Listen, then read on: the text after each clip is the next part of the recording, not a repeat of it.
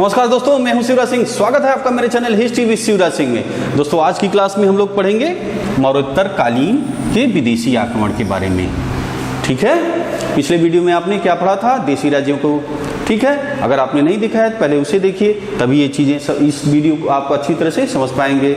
ठीक है, विदेशी आक्रमण दोस्तों जैसा कि आप शुरू से ही पढ़ते आ रहे हैं, जैसे पहले कुछ विचारकों के अनुसार आपने पढ़ा देखा कि पहले आर्यों ने आक्रमण किया, फिर आपके ईरानी आए, फिर आपके सिकंदर के नेतृत्व में जो है आक्रमण हुआ।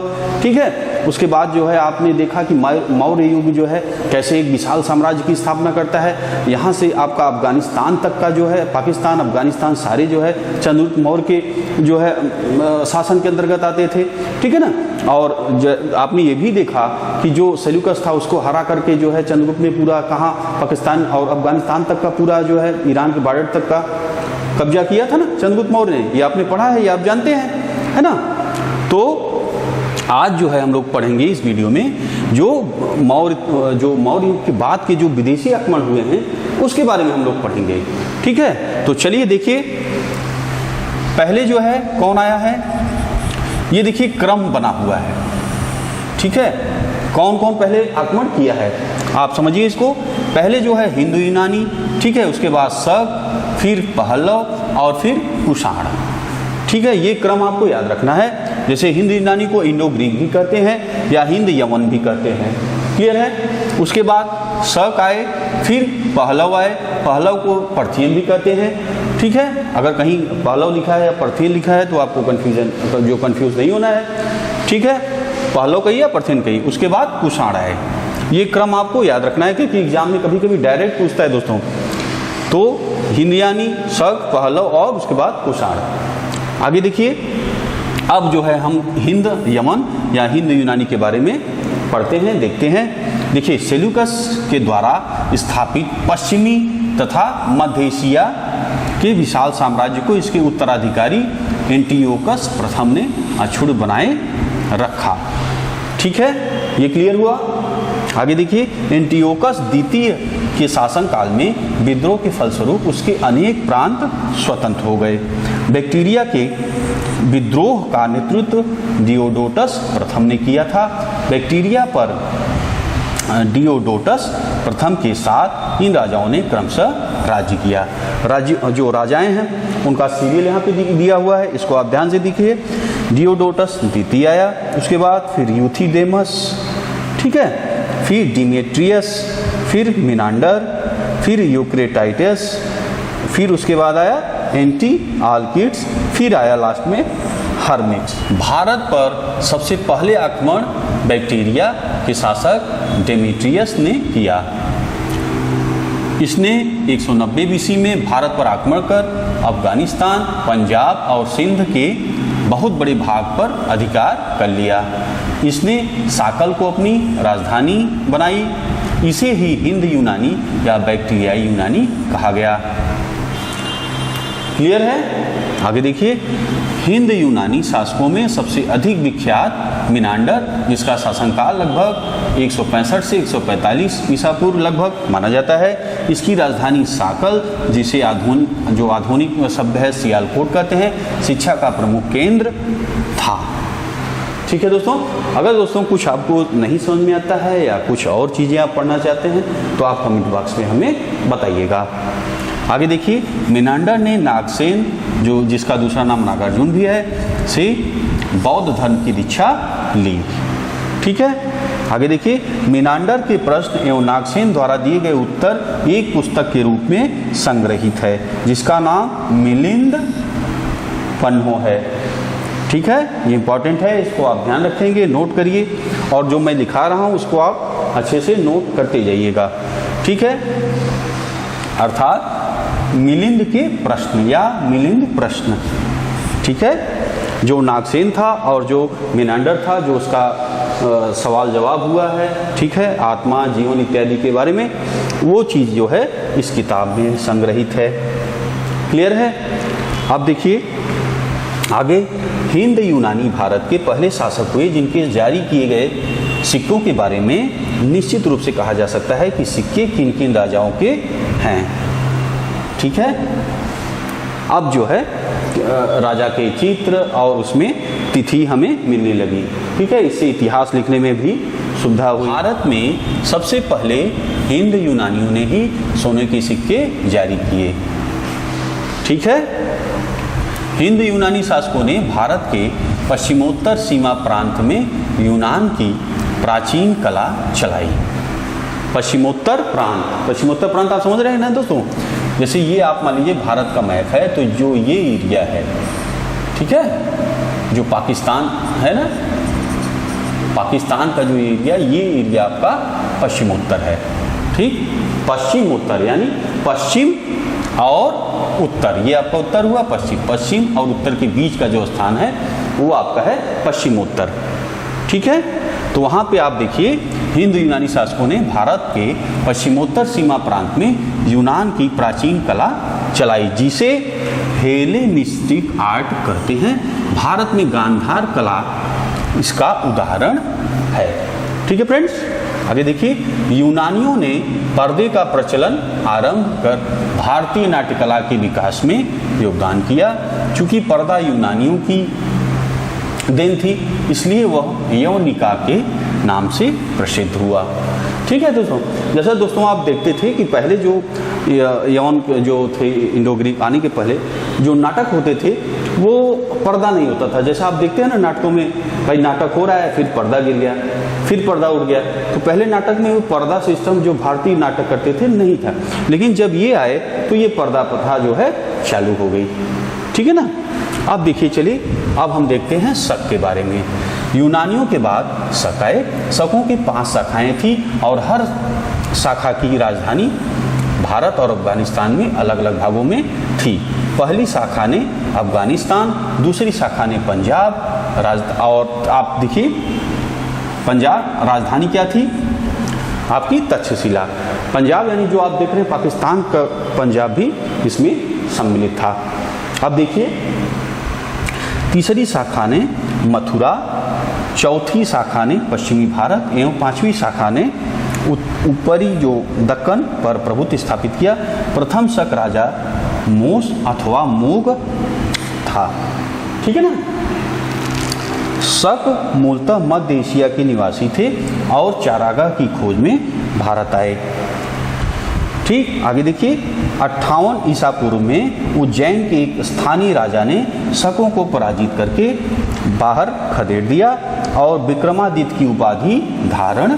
शकों पर विजय के उपलक्ष्य में 58 ईसा पूर्व में एक नया संवत विक्रम संवत के नाम से प्रारंभ हुआ। उसी समय से विक्रमादित्य एक लोकप्रिय उपाधि बन गई, जिसकी संख्या भारतीय इतिहास में 14 तक पहुंच गई। गुप्त सम्राट चंद्रगुप्त द्वितीय सबसे अधिक विख्यात विक्रमादित्य था। ठीक है, आगे देखिए, शकों की अन्य शाखाओं की तुलना में पश्चिम भारत में प्रभुत्व स्थापित करने वाली शाखा ने सबसे लंबे अरसे लगभग 4 शताब्दी तक शासन किया। गुजरात में चल रहे समुद्री व्यापार से यह शाखा काफ़ी लाभान्वित हुई और भारी संख्या में चांदी के सिक्के जारी किए।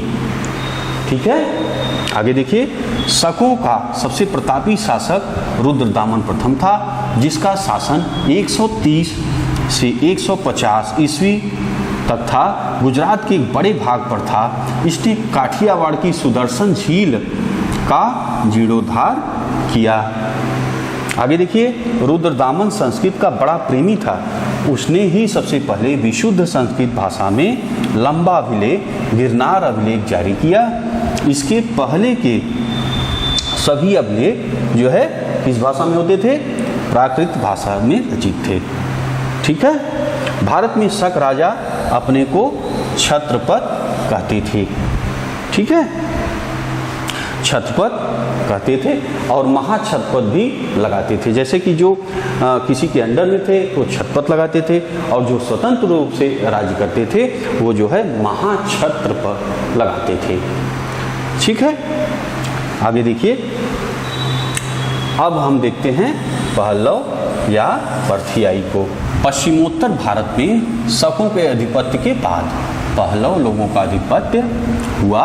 सबसे प्रसिद्ध परथियाई राजा गोंडोफर्निस, ठीक है, 20 जो है ईस्वी से 46 ईस्वी तक जो है इसने शासन किया लगभग था। अच्छा, उसके आगे देखिए गोंडो फर्नीज के शासनकाल का एक अभिलेख, ठीक है ना, तख्त ए बाही जो पेशावर में मिला था के से प्राप्त हुआ है। इसी के शासनकाल में सेंट थॉमस ईसाई धर्म का प्रचार करने, ठीक है, करने के लिए भारत आए थे। पारथियाई लोगों का मूल स्थान ईरान में था, ठीक है। अब ध्यान दीजिएगा, सेंट थॉमस कब आए थे? आपकी पहली सदी में। इसके जो शासन चल रहा था गोंडो फर्नीस के, ठीक है। ये क्लियर हो गया आपका। अब चलिए कुषाण के बारे में पढ़िए। चलिए, पहलव के बाद कुषाण आए जो यूची एवं तोखरी भी कहलाते हैं। क्लियर है? आगे देखिए, यूची नामक एक कबीला 5 कुलों में बढ़ गया। उन्हीं में से एक कुल के थे कुषाण। कुषाण वंश के संस्थापक कुजुल कड़विशेष था। इस वंश का सबसे प्रतापी राजा कनिष्क था। इसकी राजधानी पुरुषपुर या पेशावर थी। कुषाणों की द्वितीय राजधानी मथुरा थी, ठीक है। कनिष्क ने 78 ईस्वी में गद्दी पर बैठने के समय एक संवत चलाया जो शक संवत कहलाता है, जिसे भारत सरकार द्वारा प्रयोग में लाया जाता है। बौद्ध धर्म की चौथी बौद्ध संगीति कनिष्क के शासनकाल में कुंडलवन कश्मीर में वसुमित्र की अध्यक्षता में हुई थी, ठीक है। बौद्ध संगीति के बारे में आपने पीछे सब पढ़ डाला है, ठीक है, तो बहुत डिटेल में बताने की जरूरत है नहीं। कनिष्क बौद्ध धर्म के महायान संप्रदाय का अनुयायी था। चीन से युद्ध, ठीक है। कनिष्क का चीन के शासक का जो सेनापति था पांचाओं से युद्ध हुआ, जिसमें पहले कनिष्क की पराजय हुई, परंतु बाद में वो जो है वो विजयी हुआ, ठीक है। पहला युद्ध जो है कनिष्क हारा था। जो आपका सेनापति था शासक, ये सेनापति था पांचाओ। इससे पहला युद्ध जो है कनिष्क हारा और उसके बाद जो है वो हराया, ठीक है।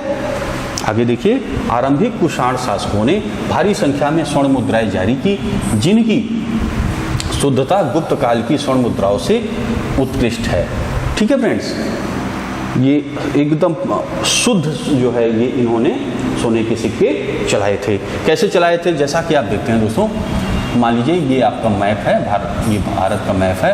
तो यहाँ आप देखिए एक जो मार्ग था, रेशम मार्ग था, ये चीन से जो है भारत से होकर के रेशम मार्ग निकलता था, ठीक है ना। तो आप यहाँ पे जो है कुषाण शासन का कब्जा था, तो जो इससे उनको काफ़ी मात्रा में कर प्राप्त होता था, जिससे ये जो है काफ़ी इनको जो है फ़ायदा हुआ और इससे जो है इनको काफ़ी मात्रा में धन की प्राप्ति हुई, ठीक है फ्रेंड्स। और इससे जो है इनका राज्य और जो व्यवस्थाएं थी बहुत ही अच्छी हो गई थी, ठीक है फ्रेंड्स। आगे देखिए, कुषाणों ने सोने के सर्वाधिक शुद्ध सिक्के जारी किए, ठीक है। व्यापार पे जब इनका रेशम मार्ग था, इन पे नियंत्रण था, तो इनको काफ़ी फायदा हुआ। तो इससे जो है इन्होंने काफ़ी जो है शुद्ध सोने के सिक्के चलवाए, ठीक है। और धन्य धान्य से जो है संपन्न राज्य हो गया था। आगे देखिए, कुषाणों ने उत्तरी तथा उत्तरी पश्चिमी भारत में सर्वाधिक संख्या में तांबे के सिक्कों को जारी किया था, ठीक है। कनिष्क का राजवैद आयुर्वेद का विख्यात विद्वान चरक था, जिसने चरक संहिता की रचना की, ठीक है। आगे देखिए, कनिष्क के कवि अश्वघोष ने बौद्धों का रामायण बुद्ध चरित की रचना। सुमित्र, पार्श्व, नागार्जुन, महाचेत और संघरक्ष भी कनिष्क के दरबार में एक विभूति थे, ठीक है। आगे देखिए, भारत का आइंस्टीन नागार्जुन को कहा जाता है। इनकी पुस्तक माध्यमिक सूत्र है। आगे देखिए, कनिष्क की मृत्यु 102 ईस्वी में हो गई। कुषाण वंश का अंतिम शासक वासुदेव था। कुषाण राजा देवपुत्र कहलाते थे। यह उपाधि कुषाणों ने चीनियों से ली। गांधार शैली और मथुरा शैली का विकास कनिष्क के शासनकाल में हुआ। मथुरा संग्रहालय में कुषाण कालीन मूर्तियों का संग्रह अधिक मात्रा में है। गांधार कला के लिए तक्षशिला प्रसिद्ध है। रेशम बनाने की तकनीक का आविष्कार सबसे पहले चीन में हुआ था। कुषाण काल में सबसे अधिक विकास वास्तुकला के क्षेत्र में हुआ था। इसी काल में बुद्ध की खड़ी प्रतिमा का निर्माण हुआ। ठीक है फ्रेंड्स, तो ये आज आपका ये टॉपिक पूरा हो गया, मौर्योत्तरकालीन के जो विदेशी आक्रमण थे। दोस्तों अगर आपको कुछ नहीं समझ में आया होगा तो आप जो है कमेंट बॉक्स में बताइएगा। ठीक है, यदि अच्छा लगा हो दोस्तों तो लाइक, सब्सक्राइब, शेयर और दोस्तों से ज़रूर कराइएगा। ठीक है फ्रेंड्स, तो बस आज इतना ही करते हैं। मिलेंगे आपसे अगली वीडियो में। वीडियो देखने के लिए दोस्तों बहुत बहुत धन्यवाद।